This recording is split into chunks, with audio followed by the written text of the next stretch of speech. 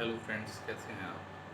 आपको मेरे द्वारा दी गई जानकारी शायद अच्छी लग रही होंगी और जो जानकारी दी जा रही है ये आपको भविष्य में बहुत काम आएगी। आपको अगर ये जानकारी अच्छी लग रही है तो आप मेरे चैनल को लाइक कीजिए, सब्सक्राइब कीजिए और शेयर कीजिएगा। आज मैं आपके लिए लेके आया हूँ एक कंपाउंडेबल और नॉन कंपाउंडेबल ऑफेंसेस क्या होते हैं।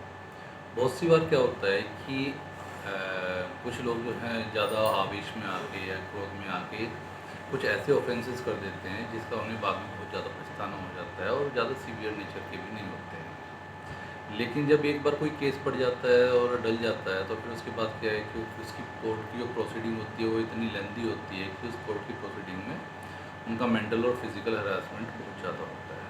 जबकि दोनों पार्टियां इस प्रोसीडिंग से इतनी परेशान हो जाती हैं कि वे पार्टियां इससे पीछा छुड़ाना चाहती हैं और वे चाहती हैं कि किसी तरीके से हमारा ये केस ख़त्म हो जाए। तो मैं आज इसी के बारे में आपको बताना चाह रहा हूँ कि हमारे लॉ में जो है ये दिया हुआ है कंपाउंडेबल और नॉन कंपाउंडेबल ऑफेंसेस। जो कंपाउंडेबल ऑफेंसेस होते हैं वो ऑफेंसेस होते हैं जिनमें समझौता किया जा सकता है और जो नॉन कंपाउंडेबल ऑफेंसेस हैं वो ऑफेंसेस हैं कि जिनमें समझौता नहीं किया जा सकता। अब ये नॉन कंपाउंडेबल ऑफेंसेस कौन से हैं? जैसे मान लिया मर्डर हुआ, रेप हो गया या अटेम्प्ट टू मर्डर हो गया। ये कुछ इस तरह के केसेस होते हैं जो सीवियर नेचर के होते हैं, जो नॉन कंपाउंडेबल होते हैं और इनमें समझौता नहीं हो सकता। और जो कंपाउंडेबल ऑफेंसेस होते हैं इनमें भी दो तीन तरह की नेचर के केसेस होते हैं। जैसे कि कुछ केसेस क्या होते हैं कि उनमें समझौता हो सकता है, आउट ऑफ कोर्ट्स हो सकता है और आप बाद में जो है जो आपका समझौता हुआ है उस समझौते को आप कोर्ट में दिखा दीजिए, कोर्ट में ले जाके उसे एक एप्लीकेशन के साथ लगा दीजिएगा। ठीक है, उसके ग्राउंड पे वो केस आपके शॉर्ट आउट हो जाएगा और वहीं पर ही वो केस ख़त्म हो जाएगा।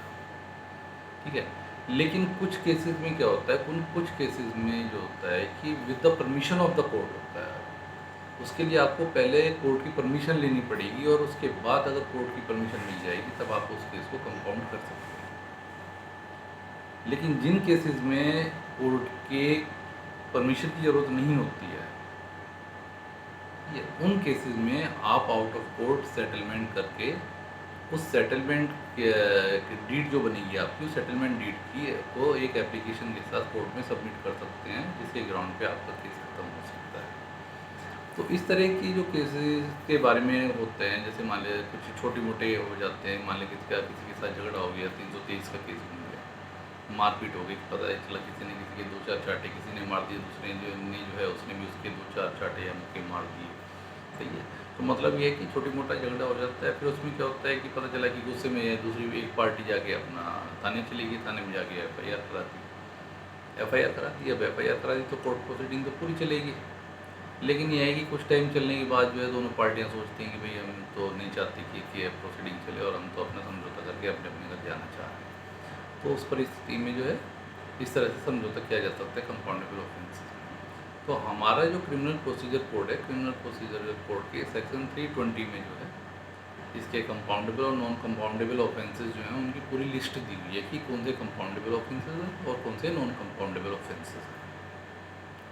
ठीक है, तो इस तरह से आप जो है कोर्ट की जो लेंदी प्रोसीडिंग है और आपका जो क्या नाम है जिस केस का कोई रिज़ल्ट आप समझते हैं कि इसका कोई रिज़ल्ट नहीं है और आप उससे समझौता करना चाहते हैं उसमें कि भाई ठीक है ये केस ख़त्म हो जाए और हम इससे परेशान हो गए, अगर वो कंपाउंडेबल है तो आप उसमें समझौता कर सकते हैं।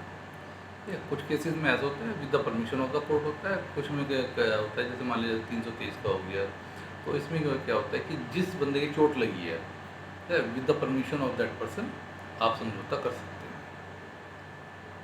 तो इस तरीके से आप थोड़ा सा समझ बूझ से जो है इस कोर्ट की जो प्रोसीडिंग जो है उससे बाहर आप आराम से जा सकते हैं। अगर आप की दोनों पार्टियाँ चाहती हैं कि वो समझौता करें तो आराम से इस प्रोसीडिंग से निजात पाई जा सकती है।